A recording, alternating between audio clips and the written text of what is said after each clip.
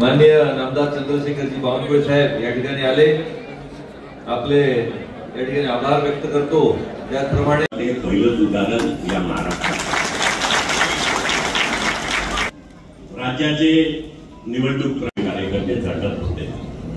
अनेक ठिकाणी तो झाला, अनेक ठिकाणी त्यांनी भरला नाही, पण घरून निघालेले अशांशी आपण संपर्क करा। गणित म्हणजे मला आठवते, मी काल एका जणाला म्हटलं एका बैठकीत 13,000 आता त्यामुळे जे काही हेवे दावे असतील, तिकीट वाटण्यामध्ये कमी जास्त झालं असेल, गेलं असेल, हा तो दिवस निघून गेलाय।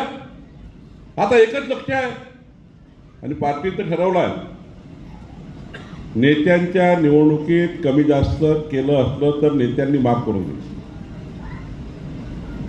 पण मदन भाऊ, नगरपालिकेच्या निवडणुकीमध्ये कुठल्याही कार्यकर्त्यांनी गटबाजी करून आपला नगरसेवक किंवा आपला नगराध्यक्ष हरवण्याची परिस्थिती निर्माण केली, त्याला 5 वर्ष मदन भाऊचे दरवाजे बंद, देवेंद्रजीचे दरवाजे बंद, सारेच दरवाजे बंद करण्याचा निर्णय पार्टीने घेतला। यवतमाळमध्ये असं काही होणार नाही आहे, पण मी एवढ्या करता आलो आहे, उद्याच्या 12,000, 14,000, 15,000 घरांचे प्रॉपर्टी कार्ड द्यायचे।